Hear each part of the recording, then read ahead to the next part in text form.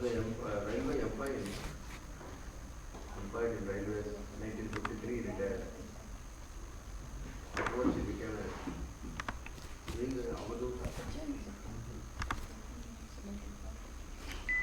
Shall we start?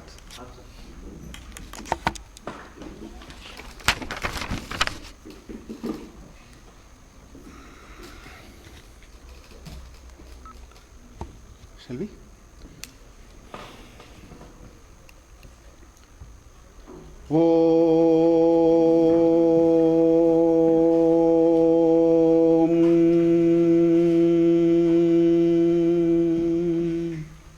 यस्मात् जातं जगत् सर्वं यस्मिन्नेव प्रलीयते येनेदं धार्यते चैव तस्मै ज्ञानात्मने नमः। ईश्वरो गुरुरात्मेति मूर्तिभेदविभागिने व्योमवद्व्याप्तदेहाय दक्षिणामूर्तये नमः। तैत्तिरीयकसारस्य मयाचार्यप्रसादतः विस्पष्टार्थरुचीनां हि व्याख्येयं सम्प्रणीयते। ॐ सहना भवतु सहनौ भुनक्तु सह वीर्यङ्करवावहै तेजस्विनावधीतमस्तु मा विद्विषावहै। ॐ शान्ति शान्ति शान्तिः।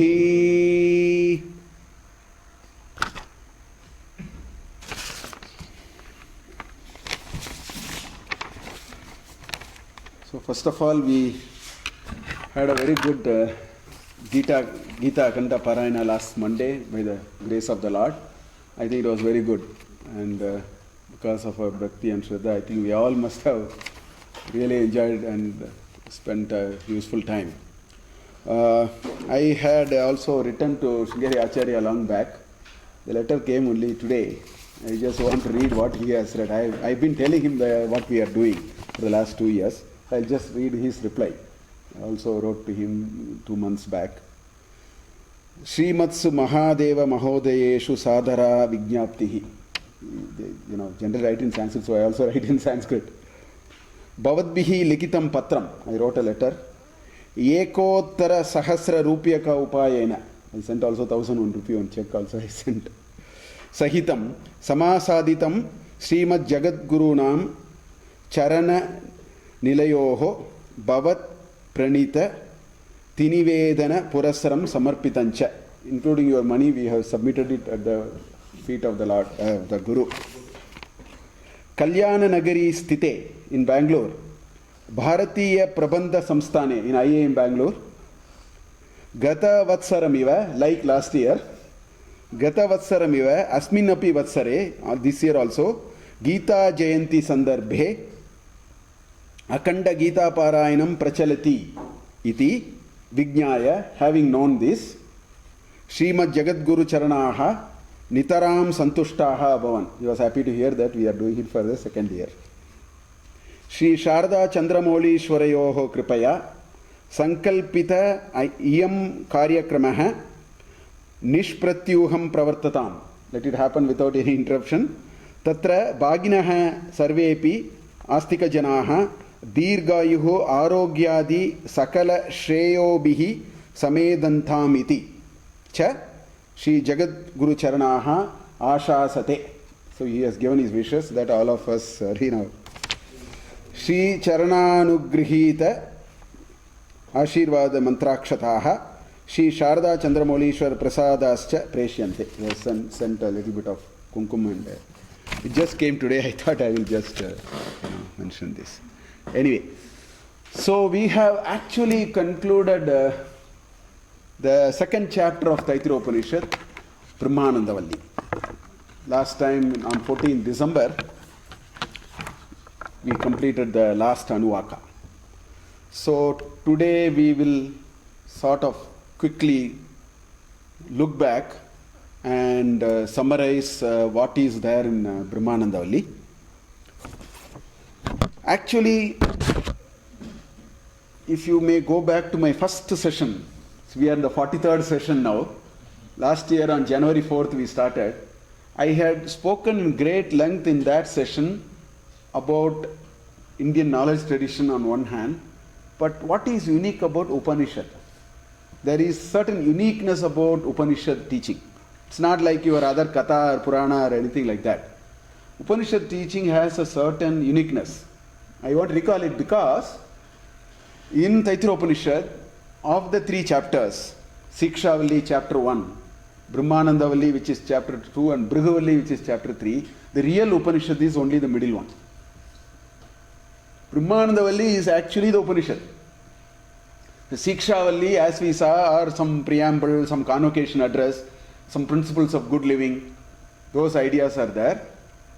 And Brihavavalli is a conversation between father and a son on the issue which is covered here. So this is the Upanishad. So this is Brahmanandavalli is the most important component, and it characterizes and shows all aspects of what you can expect in an Upanishad. That all we saw. I want to recollect that first session a little bit so that we can connect to what we have gone through. Now, if you talk of a typical Upanishad teaching, how do you teach an Upanishad? There are a few things which are very peculiar. First of all Upanishads will address the issue of who am I. In fact, there is no religion at all. That is the charm of the ancient Indian wisdom. Today, people are rattling all over the place and making a mess of things. Upanishads are highest body of knowledge which are relevant to every person. No matter what is the demography or nothing. Upanishads always will talk about who am I. I think all of us have that question. We may hibernate the question, we may push the question under the carpet, but it will pop up again and again in our life. Upanishad takes that question for inquiry. Who am I? Where am I going? It's not about our promotions and post-retirement. It is not that. It's a much larger question. Where am I going? Chinmayananda says, Om to tomb. What happens in between? He says like that. From Om to tomb. That's the word he uses, Swami Chinmayananda.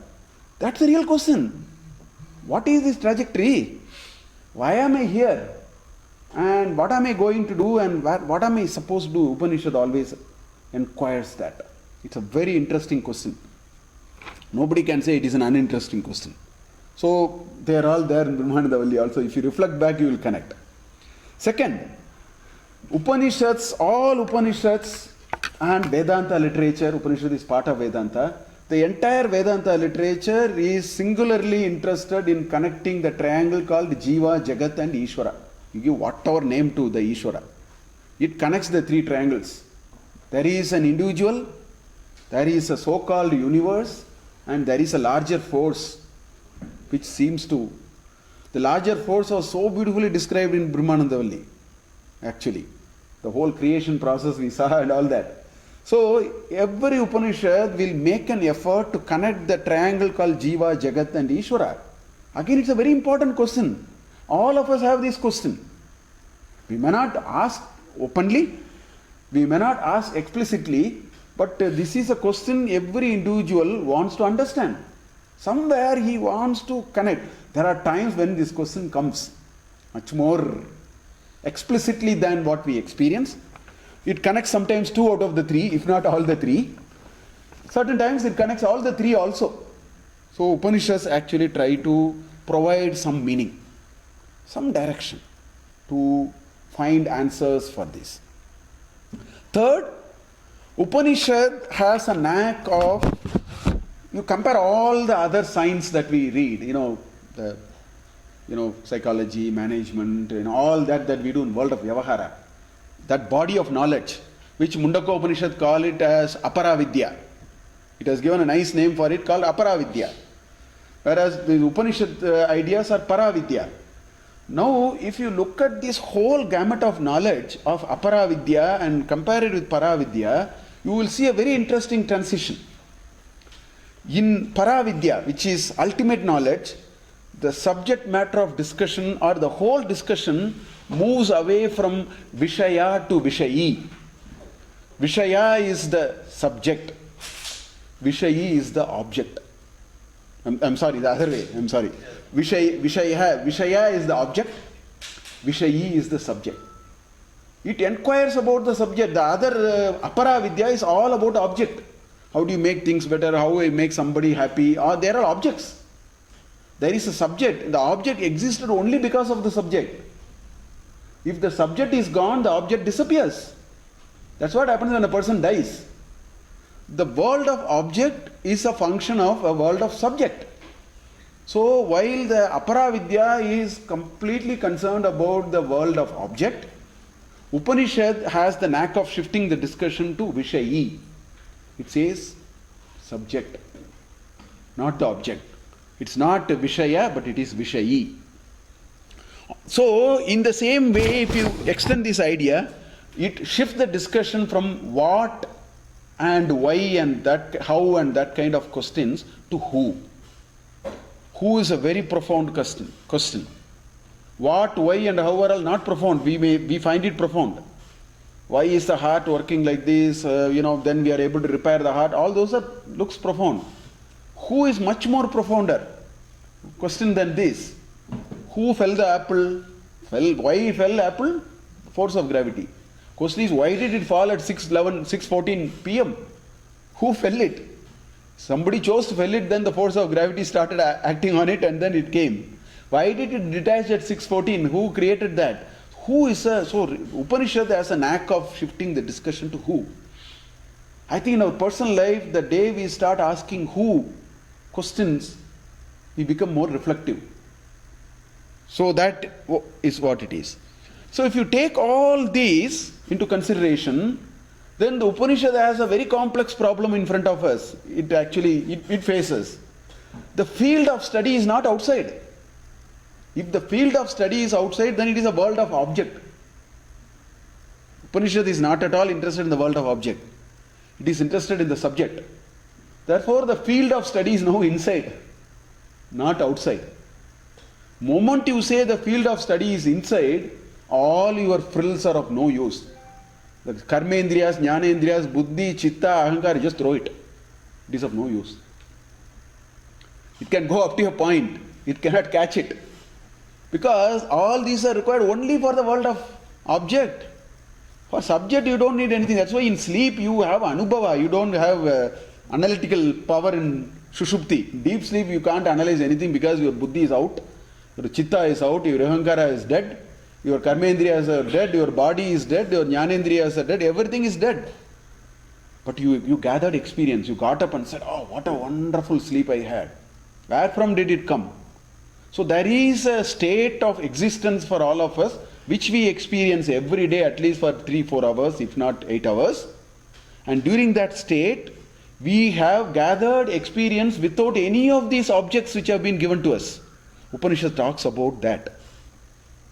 So the fundamental limitation, we have to use these frills, yet try to understand that which is without frills. That is why Upanishad teachings are complex. That's why it is counterintuitive, it is unscientific. Science is only in the world of subject and object connection, not inside. You won't worry. So those complexities are there. All these you will find in Brahmanandavalli. That is why Brahmanandavalli is the crux of Taittiriya Upanishad, because that is the pure Upanishad component is there. Because Shikshavalli is Upasana. And Bhriguvalli is also going to be a certain Upasana. The middle part is solid piece Upanishad teaching, which is what it is. Now this Upanishad, Brahmanandavalli, it's so beautifully structured, the entire teaching is in just first one sentence, finished. That's all. Brahmavita apnoti param, finished. Brahmavit apnoti param, full stop. Over. Teaching is over. That's all is the teaching. A person who has understood that achieves everything in life. That's all it says. That's all is the Upanishadic teaching. So this is a sutra. So the way Brahmanandavalli is organized, is it starts with a sutra. And the sutra is Brahmavid apnoti param. Full stop. Period. Now that is too small for us to make sense of. So then what it did, this is the structure of the Upanishad I am telling, the Brahmanandavalli. Then what it did was, it put 4 sentences. It is called vritti. Vritti is slightly explained. You can't explain in great details, but you can explain it a little bit more. So, you have the bare act and then a little bit of explanation to the act. That kind of a thing. So that is a vritti. Satyam jnanam anantam brahma yo veda nihitam guhayam parame vyoman so oshnute sarvan kamaan saha brahmana vipaschite ti iti. Thus, full stop. That is where, so the Brahmavid apnoti param is explained with 4 sentences. Starting from there, iti, up to that. Now we can't even understand it because that itself is heavy. The entire 10 anuvakas are vyakhyana. So the structure of Brahmanandavalli is threefold. Sutra, followed by vritti, followed by vyakhyana, which is a little more detail of trying to explain, because again this is cryptic enough for us, we can't make sense of it. And also subject matter is very difficult. So you have to use simile, you have to do, as I told you, tatastha lakshana, neti vada, so many nice structures are available in Vedanta. You have to do neti vada. That's what in modern science also we do. If you have to identify something, in aircraft, if there is a complex electrical system, they use only neti vada. They say not this, not the elimination only. Not na iti, that is neti. Na iti, this is not, this is not, this is not, this is not. What is finally remaining is what it is. That's the only way you can approach. Use your sense and then use the sense to the extent it can go. So those kinds of structures are all, Tatastha Lakshana is so beautifully there in Panchakosha. So this Upanishad has all, Brahmanandavalli has all those multi-dimensional features and complexity that you can expect in any Upanishad that you find in Brahmanandavalli. So now we will see it quickly, sort of go through this 9 Anuvakas, just run through our memory lane a little bit. We have been doing it for the last 6 months, I think. So this is the structure of Brahmanandavalli. It starts with a Shantipata, which is the tradition. They invoke blessings of the Ishvara before whatever they want to do. So Sahana Vavatu, Sahana Bunaktu, Sahaviryam Karavavahe, Tejasvinavadi Tamastu Mavidyushavahe, Om Shantihi Shantihi Shantihi. That is the Shantipata. In fact, for all Krishna Yajurveda, that is the Shantipata. For a change in the Siksha Valley, we had something else. Otherwise, for most of the Krishna Yajurveda, this is a Shantipata. Sahana Vavatu, Sahana Bunaktu. Anyway, so that is the first starter for Brahmanandavalli. Then the first Anuvaka, or the section as you may call it. The first Anuvaka is this Upanishad Sara. This entire message is contained there in the form of a sutra and a vritti. As I told you just now. Brahmavita apnoti param satesha bhyukta tat esha abhiyukta. That has been told like this. That is the next line. That's a vritti. Tat esha bhyukta satyam jnanam anantam brahma. That's the definition of Brahman. We make no sense of satyam jnanam anantam. So some explanation will come later. Yo veda nihitam guhayam parame vyoman. That person who understands that, which is in the deepest of every individual's cave, it is also omnipresent. Yo veda nihitam guhayam parame vyoman. So shrute sarvan kaman. He is consumed every good, everything in the world. He is satisfied. So shrute sarvan kaman brahmana vipaschitaha iti. So that structure is there in the, that's why I call it as Upanishad Sara Sangraha. The essence of Upanishad is there in the first Anuvaka. Then you have Anuvaka 2 to 6, in which these Pancha Koshas are this 5-layered complex of an individual is described.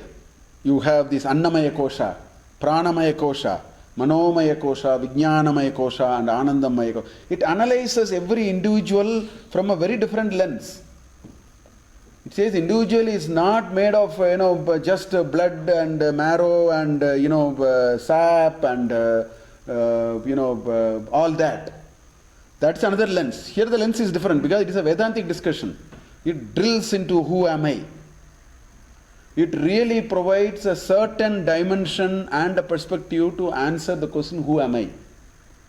And who am I always starts with my passport, my name and date of birth. That's how we start. I am so and so, I am born and so and so. That is the Annamaya Kosha. The Stula. You put more food, it becomes a little thicker. You reduce food, it shrinks a little bit. That's where it starts. But then our ancestors penetrated 5 layers, which we saw. So that's Anuvaka 2 to 6. Anuvaka 2 talks about Annamaya Kosha. Anuvaka 3 talks about Pranamaya Kosha. It peels one layer at a time using Neti Vada. Na iti, this is not I. This is called Neti Vada. Oh no, I am not the body. How can you say I am not the body? When you are in deep sleep, I can do something to you, you will not respond. If you can't respond, then at that point in time, you are, so how can you not be body sometime and be body some other time? If you use that logic, then that means it is all changing. It is like this shirt. After some time you can throw the shirt, so the shirt is not me. So that is how it starts. Then it says, no, you are the prana. Then the Ajata Shatru, I discussed all that. Ajata Shatru was a great king of Kashi, caught one Brahmin and said, come here. What do you understand? Prana is not you.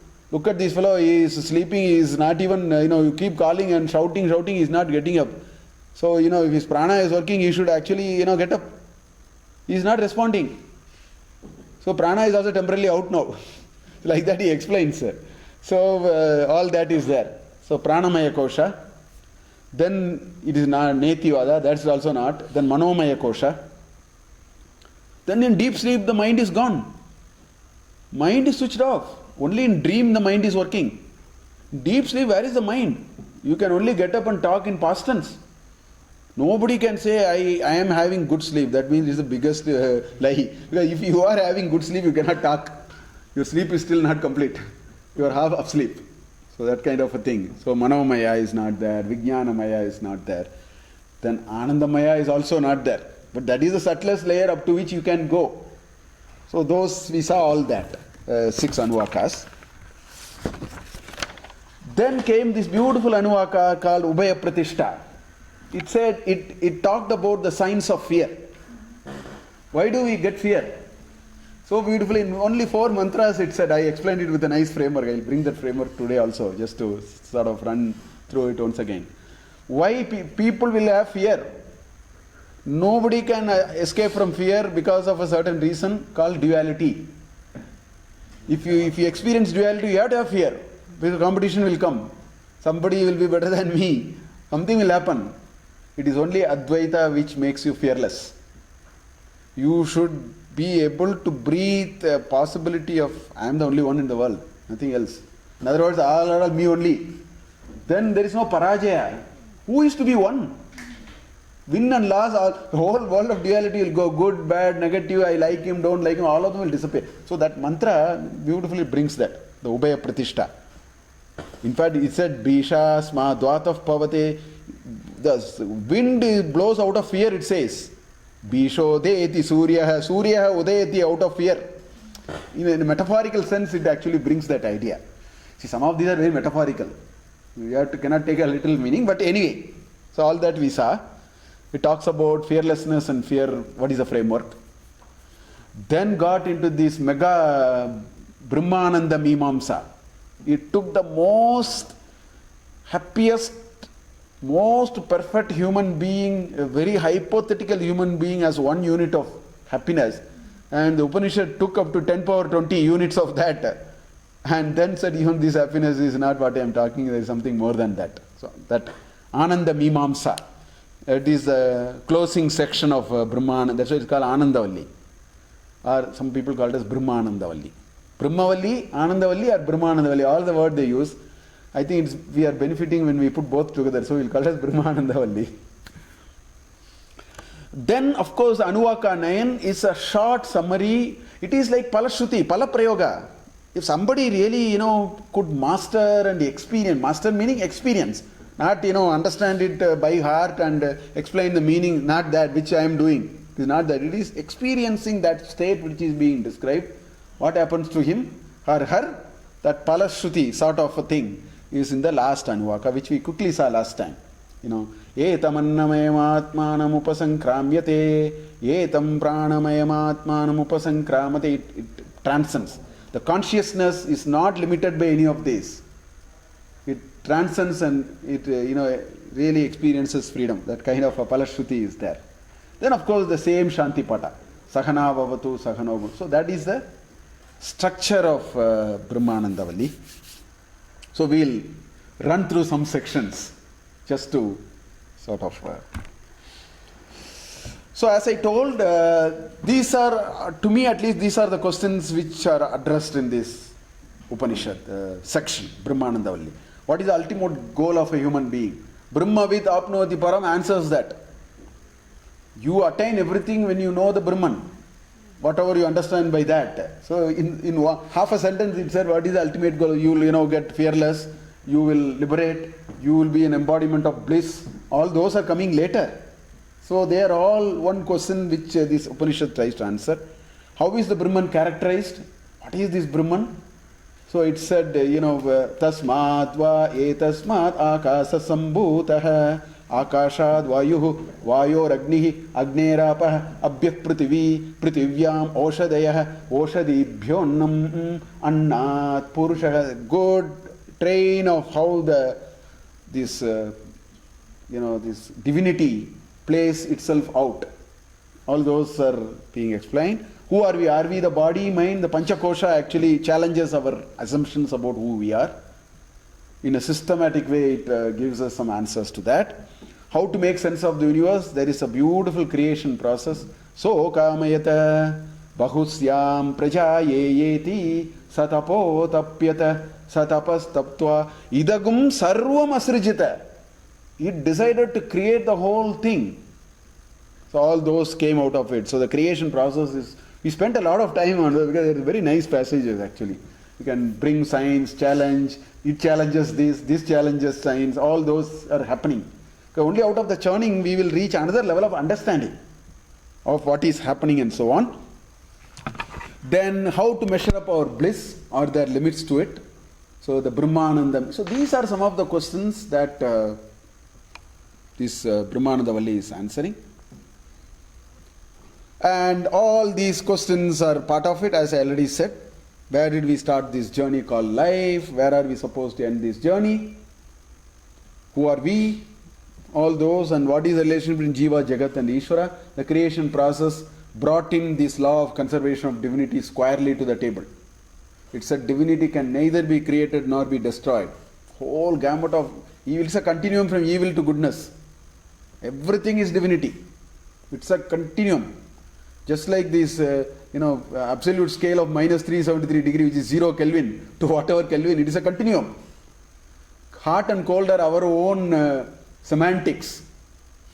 All these are our own vocabulary. Chandogya Upanishad says, ekameva, mrit prindam, sarvam mrinmayam bhavati, vacharambam, it's a beautiful shloka.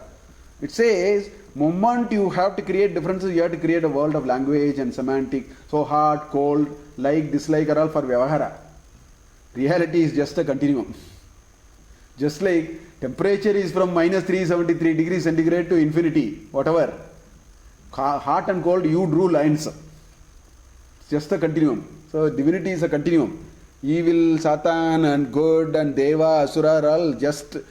Because the space is so non-contiguous, you want to draw some boundaries and sort of, do things. So that's what it is. Mahakasha and Gatakasha kind of a thing. So this is how it starts. Brahmavit apnoti param. This is the sutra which says that the knower of Brahman attains the supreme, and this is the only essential teaching. If you can understand it enough, since it may be hard to understand what is being told here, therefore the Upanishad is out of grace, says, let me now sort of... Om is there in this mantra also? Huh? Om is there in the No, I think I just... At that time I must have did. So just brought it here. Om is not there. It's not part of the mantra. Yeah. Tat yesha abhyukta. That has been told like this. How Satyam. So it defines approximately Brahman as Satyam, Jnanam and Anantam. That is the next possible definition it can give. It says Brahman is Satyam, Brahman is Jnanam, and Brahma is actually Anantam. And these are all inclusive definition. We saw it. Anantam is, people don't know how large, they Milky Way, they have put all kinds of words now. They are talking of 10 power, so many light years. After that, they are not able to reach. So they cannot say there is nothing more. They can only say we can't reach. Who created that? Did you create in a laboratory with your physics and chemistry? We only observed that using physics and chemistry. Somebody created it. And the person who created must have, in the creation process, we talked about all that. If I have to create these specs, I have 100 people, highly paid people, do R&D for 3 years and come with a useless product. To create such a wonderful universe, I don't know what kind of a knowledge base, where is it? You can't push all of them because you can't even make sense of it, you can't throw it out of the window. That is Jnanam. Anantam Jnanam, Satyam are all encompassing definitions for Brahman. Yo Veda, the person who knows it meaning not meaning or by heart, knowing is experiencing. Visishta Jnana, Vijnana, not Jnana, Vijnana. Visishta Jnana, a deep experienced knowledge. Person who has Nihitam, and where is that? Nihitam Guhayam Parame Vyoman. It is everywhere, it is also inside you. It is omnipresent. The person who knows it, Saha Ashnute Sarvan Kaman Saha, he has achieved everything. His wish list is empty now. Because the very idea of constructing a wish list on which we are spending a lot of time will itself disappear. There is no wish list. You have transcended to another level of a highway where there are no constraints and restrictions of sorts. And all that is what he is saying. So it is Brahmana vipaschitaha iti. He is one omniscient with Brahman. Iti. So it explains that through this vritti. Even this vritti is not enough. So that is why it says Satyam Jnanam Anantam Brahma. How do you explain it? It then got on to, he said, Tasmat va ye tasmat. From this also, it points to the pinda, it points to the anda also. It points to both. It says both are same. Tasmat va ye tasmat va. Akashad va. Because in this body there is a akasha, there is a vayu. What you talk about Mahakasha is true of Gadakasha also. There is Pancha Bhutas in every one of us. If you ask where is your Akasha, I will say my height is 6 feet. Then you can measure myself, that is Akasha. I will have to occupy that much space. If you have to, take a train journey, I need minimum that much space to put myself flat. If I want to sit, I need that much space. No, that is Akasha. So tasmatva etasmatva akashat vayuhu vayoh agnihi. We saw that. That's the next mantra. We saw this. It said akasha. From akasha vayu. From vayu came agni. And these are all dependent. Plus. Because without gaseous system, fire will not happen. Without fire, condensation cycle will not happen. Liquid system will not happen. So all these are, one needs the other. Plus. So akashad vayu, vayor agnihi, agneha apaha, abhyah prithvi. From apa you get prithvi. The matter is nothing but a combination of solid, liquid, gas, fire, everything creates this solid piece. The chemical processes are all a combination of all those. It requires a finite space, everything. Some liquid, some heat. Process, in chemistry, so you write calories, entropy and all that. It's all heat, na? At the end of it, you write everything in calories only. That's the heat. So all those makes the Prithvi, out of which came all these enabling features. Shabda came because of space. If ether is not there, Shabda will not travel in vacuum. And Sparsha, only when wind blows you get Sparsha. Otherwise, first impression of Sparsha is when wind blows. So the idea of sparsha came only after because you have vayu. Rupa. Agni is the first form of shape. All other shapes are later. Shape started with Agni. The flame created the notion called there is a boundary and there is a shape. So Rupa, Rasa. Smell came only with the liquid system. And then, the sapidity. Rasa is sapidity.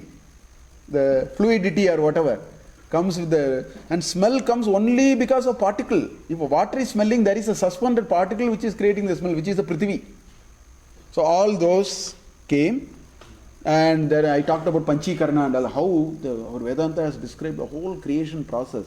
How an item, a person is manufactured, an item like a tree or a wood or a stone, everything goes through Panchikaranam. There is a, 1/4, 1/4, 1/4. There is a formula. All that our ancestors have talked about. So it explained all that. Then it said, Prithiviyam Oshadayaha.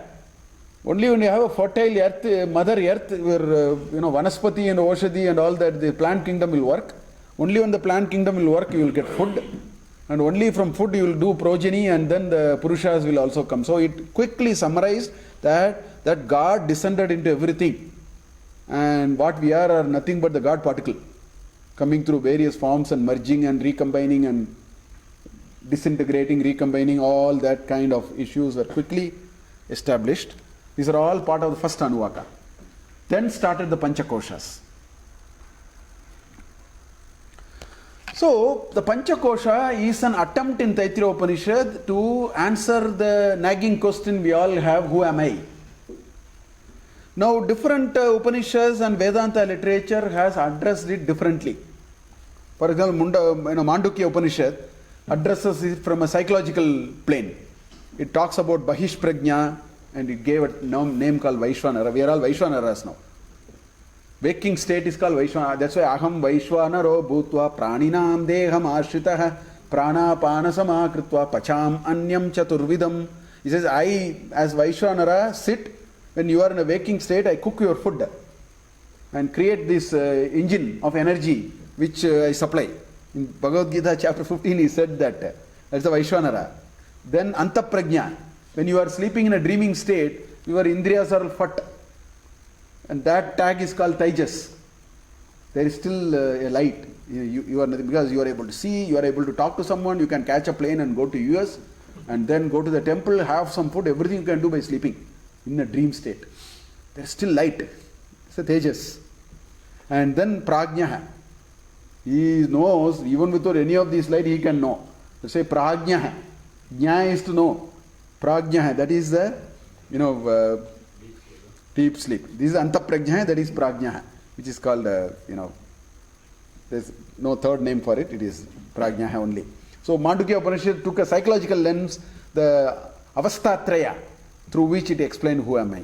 Bhagavad Gita took in chapter 15, Kshara Purusha, Akshara Purusha and Uttama Purusha. It used a framework like that to try to explain who you are. Whereas in Taittiriya Upanishad, it took the Panchakosha.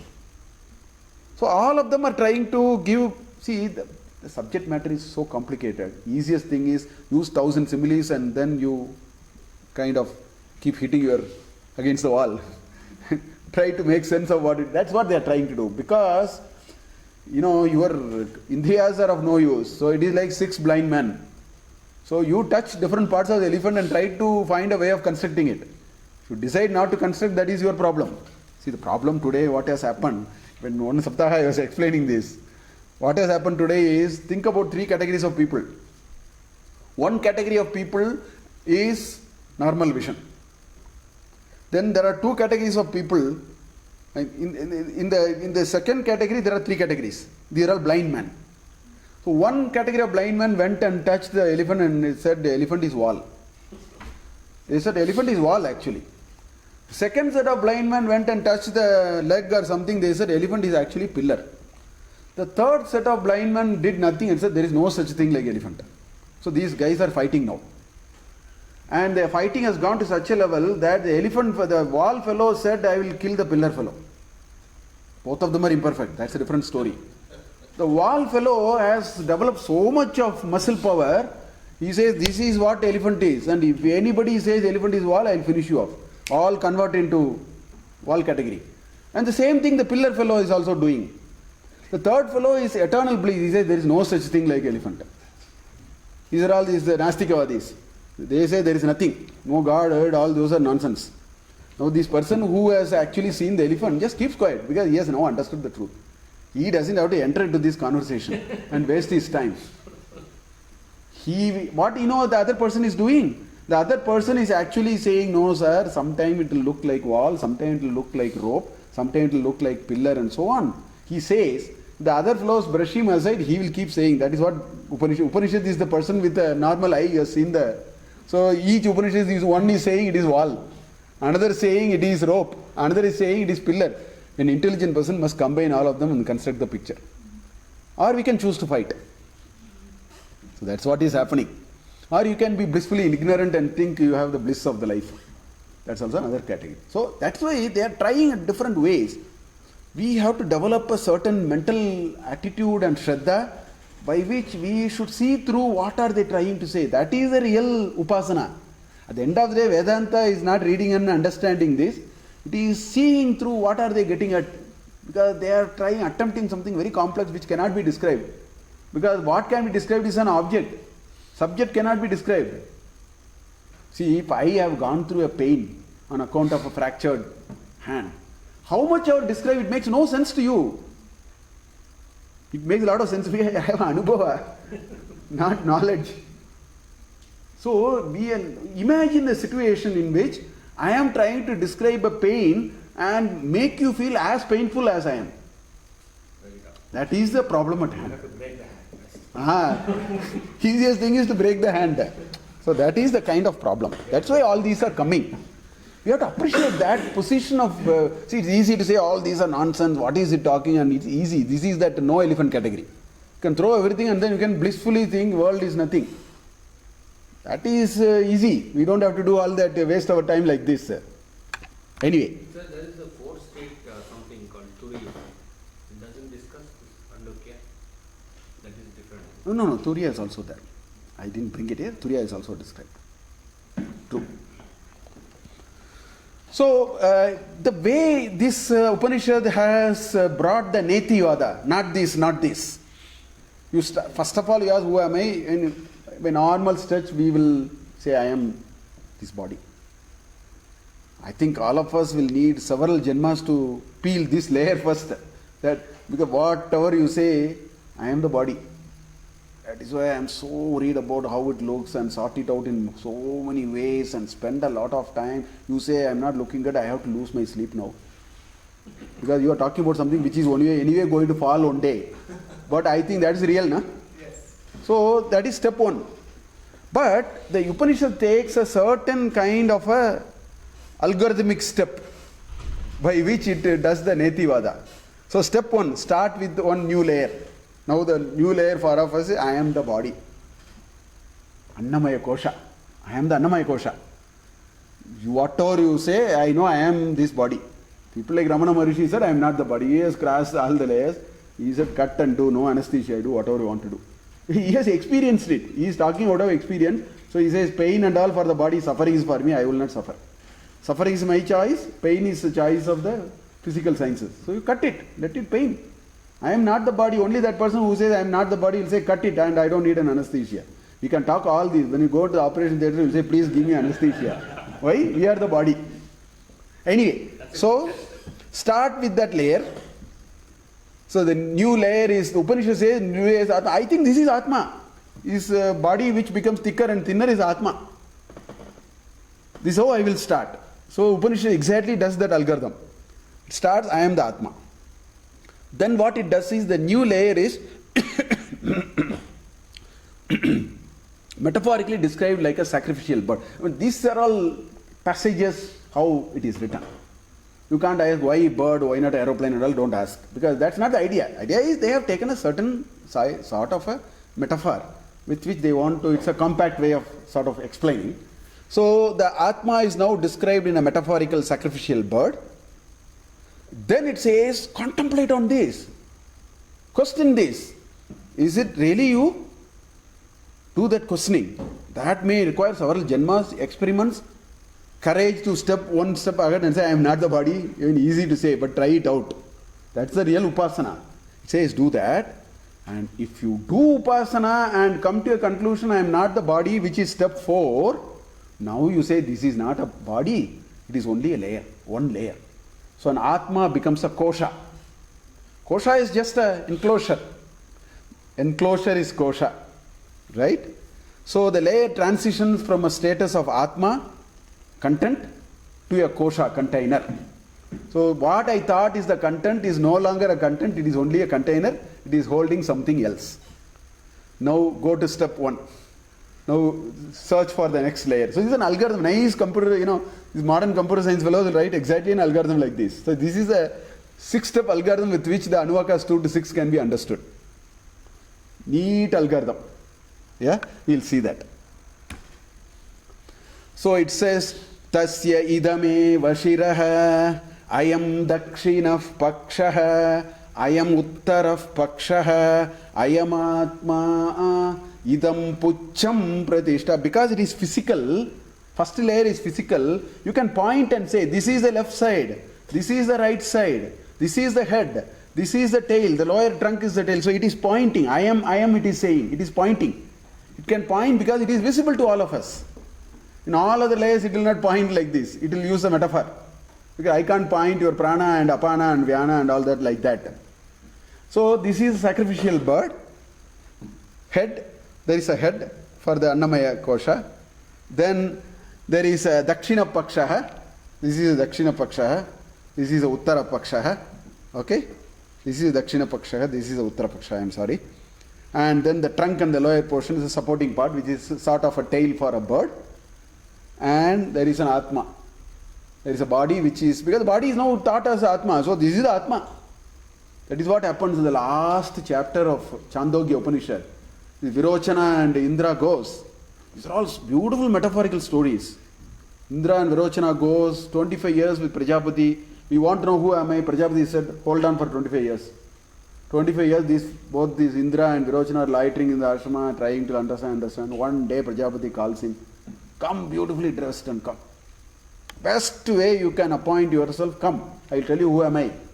So they were very 25 years I have waited. So they all dress up so beautifully and then come. And then he takes him to the lake. See yourself, that is what you are. So both of them see. So Virochana saw beautiful body with well alankara ella madi. So he said, oh, this is Atma. This is who I am. So he went and he started taking care of the body. Indra also went like that, but he said, no, there is something wrong. It is developing shrinkles. One day it will fall. How can I be somebody who can just like that go off? So that story, another, 4 times he comes, 101 years. Indra comes again and again. So that is, the koshas are described in a different way there. Anyway, so Pancha Kosha, this is Annamaya Kosha. This is a Pranamaya Kosha. Tasya prana eva shiraha, vyano dakshinah pakshaha, apana uttarah pakshaha, akasha atma, prithivi pucham pratishta. So the metaphorical bird takes the pranas and put it right, left. This is more a metaphorical description. It says so many components make your next layer, which is called Pranamaya. When the body is not there, the prana can still go up and down. When you are started to sleep and so on. Then comes Tasya ejure vashiraha, rugdakshinah pakshaha, sama uttarah pakshaha, adesha atma, atharvangirasah pucham pratishta. I explain in great detail why Veda is connected to mind. On the face of it, it looks like it's a fancy, weird combination. We discussed this. Why we connected Veda to the mind. The thoughts come from knowledge like that. So all those are there. Then comes the Vijnanamaya Kosha. Tasya Shraddai Vashiraha, Ritam Dakshinah Pakshaha, Satyamuttarah Pakshaha, Yoga Atma, Mahapucham Pratishta. That's how it described the next layer. And it said, in fact, in all these there are these intervening mantras also. Annadva praja prajayan yon nam brahmopasate. Do the Brahma upasana, that annam is the Brahman.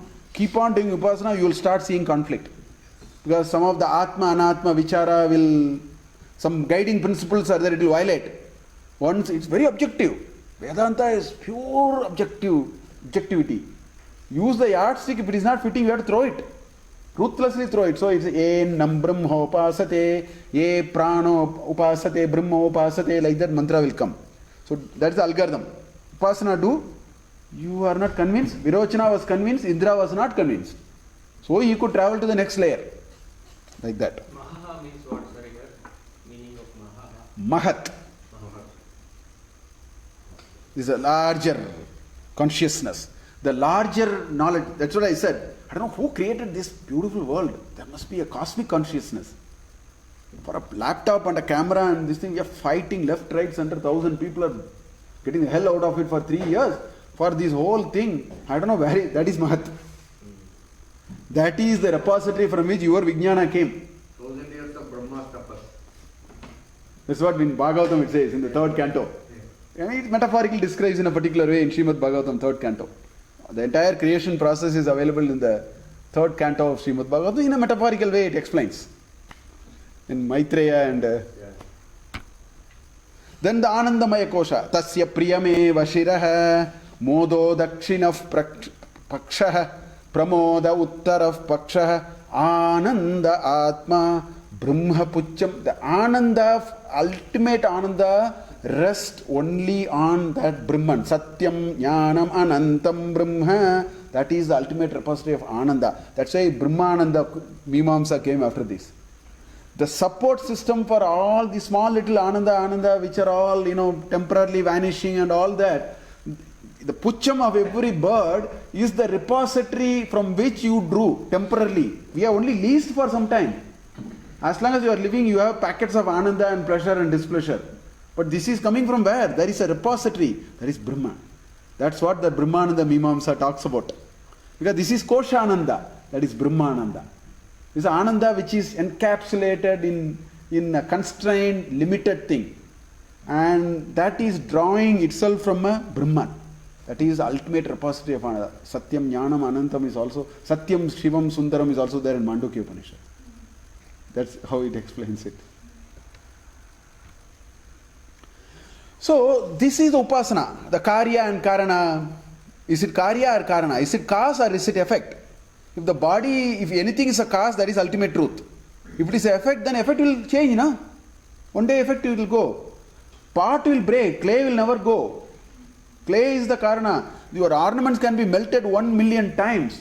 Gold will remain. Gold is the Karana. Ornament is the Karya. Like that, every kosha is actually a Karya, not a Karana. So Karya Karana Vichara will help you to say, this is not me. Neti will come. Or Atma Anatma Vichara. There are some properties of Atma and Anatma. Apply that logic, you will find it is not working. So now you have to say, this cannot be Atma. I said, Annamayam Atma, it cannot be Atma because the 12 yardsticks I showed. If it's not, it's violating, there is something wrong. One can say that. And then, where did it come? Go to the source. That will clarify sometimes. You keep on asking, where did it come from? Where did it come? Please ask, where did the first tea plant came from? Please ask that. Nobody is asking that question. We are talking about tea market share and all that. Please ask, where did the first tea come from? Then let us talk about tea farms and all that. Go to the Rishi Mula, Nadi Mula is what they say. Go there. Urdo Mula, Dakshaka is what he says in chapter 15 of Bhagavad Gita. Chandamsi Esya Parnani. Beautifully it explains in Purushottama Yoga. This whole thing is beautifully explained there. You do that, you will now be able to, say this is not, it is illogical. You can say that. And Vyashti Samashti Sambandha. This Anda Pinda kind of calculation also you can do. And so these are used. So why then, Upanishad is putting in 5 stages. It said Annamaya, you could have said, you have cheated me. You should have straight away told me, you have taken me, some shortcut and go directly to Brahmananda and from there. No, mountain climbing is done only in stages. Base camp 1, base camp 2, base camp 3. You have to acclimatize. So you have to psychologically acclimatize. Only then the next door will open. In some of the video games also, you have to do something, only the door opens. Na? You have to struggle level 1. Then comes level 2. Then do something and then level 3. Same idea, 5 level game here. That's how it does. So I said this. Then the Upanishad got into, because there was this Atato nu prashnaha. uta vidwan amul lokam pretya kaschana gaschati. After dying, where does this fellow, the question that it asked is, there is an ignorant person, there is a known person. After he dies, where does these two people go? Aho vidwan amullokam pretya kaschit samashnuta. That pluta 3 times is in doubt. Kaschana gaschati. If you do it 3 times, there is either an exclamation or a doubt. In this case, it's a doubt. So the Upanishad itself asks the question, where are these fellows going? So there it brought some 6 arguments of everything is God particle Brahman only. That's what the next part of the creation process, everything comes out of it. So the creation process is so beautifully explained in Brahmanandavalli. Conceptually look at it. If you have to do any creation, whether you make this dabba or these pegs or this nice looking projector or this furniture, you take anything, you need 2 things. One, you need certain drivers for creation. Second, you actually need certain parts which are certain things which are part of the actual creation process. So I will explain that a little bit. But even before all that, suppose you see a beautiful painting. Will you ask, is there a probability of a painter behind this art? That's a foolish question. Because there is a painting, there ought to have been a painter. It's a foolish question to ask, what is the probability there was a painter? Probability is 1. Like that, if such a beautiful world was created, don't waste your time, is there anybody behind it? It's the most foolish question. Ask who he is. That's a better question. Don't ask, is there a painter behind it? It's not Mayajal. You ask who is it, how did he paint, is a sensible question. So Upanishads are only worried about the second question. This blissfully ignorant no elephant category will actually start suspecting, is there a painter at all? That's a foolish way. How can you suspect when there is a painting? You can say, I don't know who it is. You can say, I searched, I found out who, I could not find out. That's more sensible. To say nobody is there is utter, idiocy. So these Nastikas are idiot people actually. Because they are illogical. See, look at it, I am very objectively saying. They are illogical. You go logically, Nastika is not possible. Astikya is very, very important. Something is there. I may not know what it is. Something is there. That's why it's called Astika. Asti iti Astika. Nasti iti Nastika. So put a painting, the painter will say, no, there was no painter. It's like that. Anyway. So the creation process, the drivers of creation are Icha Shakti, which should drive Jnana Shakti. That should drive the Kriya Shakti. This is one part. I should first have a desire to create a product. Then I should know the know-how. Then I should deploy the know-how. So Icha Shakti should drive Jnana Shakti. Jnana Shakti should drive Kriya Shakti. This is one part. That's why he is Satyam, Jnanam, Anantam. All the Jnanam is actually the know-how for the creation process. Without know-how you can't create. Science people will not agree. Whether you agree or not, Vedantins, I don't know what they will do. Scientists will not agree. Without know-how can you create anything? Science will not agree. Then know-how is not enough. Know-how comes from the upper triangle. The lower triangle says if you have to create something, you need a doer, you need raw material, and you need a know-how. This doer is there, nimitta karana. The raw material is called upadana karana. If you have to make a pot, the know-how of pottery is required, a potter is required, and clay is required. A potter including the instruments. When I say potter, it includes all rotating wheel, motor to rotate, all are included. Then the knowledge of how to make pot and the clay. So this Upanishad brought all that. You have to now look at it, go back and look at it from this lens. Upanishad, when it discussed the creation process, it brought all these. We didn't talk about it much at that time. Since I am summarizing, I am throwing that dimension to it. Tasmadva etasmad atmana akasha sambhutah. The material cause was described there. Akasha, from Akasha, Vayu, and all that I explained, no? That is the raw material. And where did it come from? Tasmadva etasmad. From that person only it came, from that entity. So material upadana karanam was established. Nimitta karanam was so kamayata. It decided, it became desirous. I am very inert and dormant and nothing. Let me create a world of multiplicity. I have the raw material, I have the know-how, I will pull a part of myself and create it. That's what it is. And so kamayata bahusyam prajayeti satapo tapya. The tapas is the know-how. Intense thinking of how do I create it. The R&D process, if you want to use a word like that. Satapo tapyata. Satapas taptva. After having gone through that intense tapas of knowing it, idagam sarvam asrijata. He created this beautiful world which science is only recreating. Science cannot create anything original. Tell me, is there anything science created which never existed in nature? No. It used nature, recreated it, manufactured it, or invented it, or whatever, discovered it, and so on. Creation is God's work. Recreation and recreation is our work. Both are our work. That's all we can do. We can have IPR and fight and all that we can do. For all that we can have the audacity to have IPR and all that. I don't know who is going to pay the IPR for God. I have no idea. Anyway, I'll skip this dream and creation process. We have talked about it. It's already 7:03. I'll take another 10 minutes and then I'll sort of close it. We are slightly overstretching today. So it said, not only it created, it entered into it. So now he is saying, it is all, you ask who is God? He says, God is, all of us are God. Only thing is we have no idea, we don't know how to create that kind of a connection. We have not been able to detect that part. It's like, I was hearing somebody I was asking, called by name and said, is that person here? No, you cannot answer if you don't know that person. Actually, the person may be here, the person may not be here. But if you don't know who he is, how are you going to answer? If I simply, tell my brother's name and ask, is my brother here? None of you can answer because you haven't seen my brother. So you can't. That's the problem we are going through. We don't know the attributes of Brahman, we are not able to recognize. So we think it is not there, we are searching and not finding out. But it says, no, I am there. See, very jokingly, one pravachan I heard, in the pravachan he said, people, and this person said, buffalo. Then the person took serious exception to that.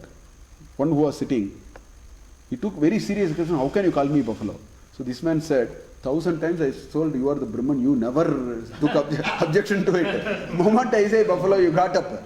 That's our problem. We are not able to recognize the other part. This part we are able to recognize. But it says, that's how I am. I pervaded into the whole. Satchatyacha bhavat niruktam cha niruktam aniruktam nilayanam anilayanam. I created the world of duality. That which can be established, which cannot be established. That which can be determined, which cannot be determined. That which is satyam, which is anritam. I got into everything. So in other words, I created the continuum from evil to good. That's what he is saying. I created the whole continuum and penetrated myself into it. You decide in which boundary you want to operate and create your own vocabulary for it. That's all. Vacharambanam, sarvam mrinmayam. That's what he says. So sat and tyat. Then he talked about the fear the framework for fear. In simple terms, human being cannot escape fear if we can't do these three. If we do not know what is worth doing, we will have fear. If we do not know what is worth knowing, we will have fear. And if we do not gain what is worth gaining, all those which are worthless in gaining will introduce fear in us. It's a very profound way of saying. That which is not worth doing, that which is not worth gaining, and that which is not worth knowing will have to create fear. We all live in fear 24/7, please understand. For a variety of reasons we have fear. And the fear is variety of reasons because of this. One set is because of the notion of duality. I found a competition around me. So my ego is not settling. You looked at me and made a comment. I am very upset. I am very fearful. Next time, are you going to say something about me? So the moment you see yourself in the world of multiplicity, there is a quota of fear which will come. Which are all, failure, rejection, ridicule, loneliness, separation, misery, disappointment, loss of autonomy, exposure, everything is coming out of a notion of duality. The only way you can do away with this fear is you have to outgrow the world of duality. I should think all are me only. A good chunk of fear will go. Your heart will become very wide also. That's what Dharma Shastras are only pointing that. Think, everybody is, all religions are saying it. Actually, in different ways. Here it has explained it in so many details, in so many ways. That's the only thing. Frameworks are much more robust here. In Vedanta, I find the frameworks are very robust. Second set of fear comes out of the body problem. Annamayam Atma. So fear of death, fear of pain, diseases, fear of deformities, violence, attack, all of them come only because we are still thinking I am the body. The day we are able to reduce it slowly, some of these will go. Okay? So real immortality is remove the body consciousness, death is no longer an issue. That is the meaning there. Immortality is not what you see in the movie. With, long beard, he looks like some 5,000-year-old man. And it's not that. It is that death and all is not in my reference frame at all. It may be in your reference frame, but not in my reference frame. So body consciousness creates a set of fear. Then lack of knowledge. Fear of unknown. Lack of knowledge generates a whole lot of fear. So fear of unknown, fear of uncertainty, fear of non-gain, fear of losing freedom. Because we don't have the right understanding of what to know. That's why these are all coming. In fact, many of them may not be issues. If you get to know something. That's what the Upanishad is actually saying. And absence of a robust framework will create fear of bad habits, fear of disobeying elders, fear of breaking rules and so on. These are all coming out of a lack of a framework. It's called Purushartha. Dharma, Artha, Kama, Moksha is a wonderful Purushartha. It's not some Swamijis for lecturing, never think, all these have been reduced to that. Time pass, you have to eat. It's not, they are very nice framework. It's a very profound framework to lead life. Nice framework if you can contemplate and understand it. So that is what it is. Absence of a robust framework, and all these are originating because the triangle is not connected. Jiva, Jagat and Ishvara. And that is what Upanishad is doing. It is connecting the triangle very well. Many of these will start cutting. Slowly you will start cutting each of these linkages. Fear will go. That is what it said. Then it talked about bliss. That is the Brahmananda Mimamsa. Bliss is not dependent on external objects. That's why it showed so many external objects and raised it to 10 power 20 and said even with so much of Ananda, it cannot equate an Ananda which is inside, not outside. That's where the Upanishad sort of ended, the Brahmanandavalli, with this, taking one Ekamanusha Anandaha Adishto Dridishto Sa Yuva Syat Sadhu Yuva Dhyayakaha. Let him be a Yuva, young man. Sadhu, good natured, well endowed principles and things. Adhyayakaha, well educated, knowledge is power in world of Vyavahara. So he is well endowed with everything.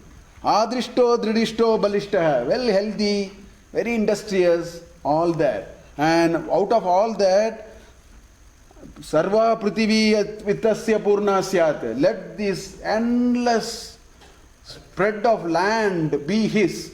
Imagine the wealth and Ananda. Ekamanu Tasya Eko Manusha Ananda Te Yeshatam Manusha Ananda. You say take multiply such Ananda. This itself is impossible. You say take it and multiply it by 100. Te Yeshatam Manusha Ananda Ta Eksa Eko Manushya Gandharvanam Ananda. That is equivalent of one Ananda of Manushya Gandharva. These technical terms I explained. What is a Manushya Gandharva? What is a Deva Gandharva? There is a whole structure. Shrotriyasya Chaka Mahatasi. That will come again and again. It went on. From there it went to Deva Gandharva. Then it went to Chiraloka Lokanam Ananda Pitruloka Ajana Jana Lokanam Devanam Ananda. All those. Then Karma Deva. Then the Devas. Then Indra. Because Indra is the boss of all the Devas. So I am sure he is more, happiness quotient than him. Potentially. Brihaspati is a teacher, because the boss is in the hands of the teacher at the end of the day. So Brihaspati is above him. Prajapati is lords of all these next layer. So again 100 of that. Then Brahma, this is the Brahma Vishnu Shiva, that Brahma, not that other divinity which I am talking about.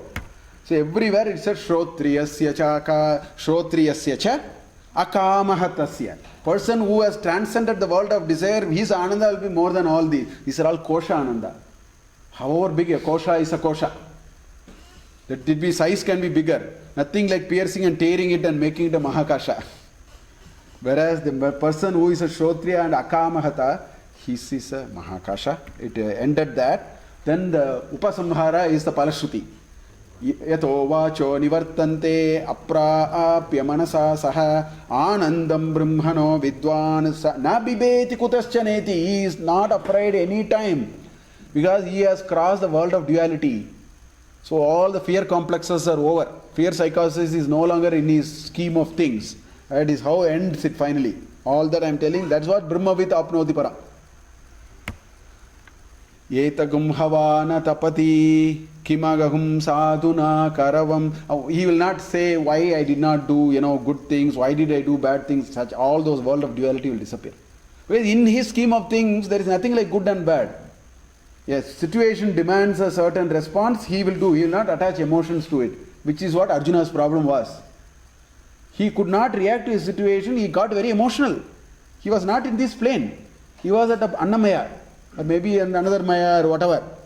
So it says, Sa evam vidwan ete atmanag spranute ubehe vaisha ete atmanag spranute.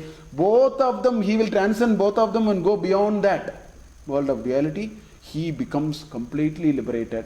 Ya evam veda, understand it thus. Iti Upanishad. That is how this Upanishad is. So this is how Brahmanandavalli actually ended. With this Shanti mantra again. Om Sahana Bhavatu Sahanau Bhunaktu Sahaviryam Karavavahai Tejasvinavadhitamastu ma vidvishavahai. Om Shanti Shanti Shanti. So with this we conclude Brahmanandavalli. Next week onwards we will see the Bhriguvalli, which is a nice conversation between Varuna and Bhrigu. So we will see that next week onwards.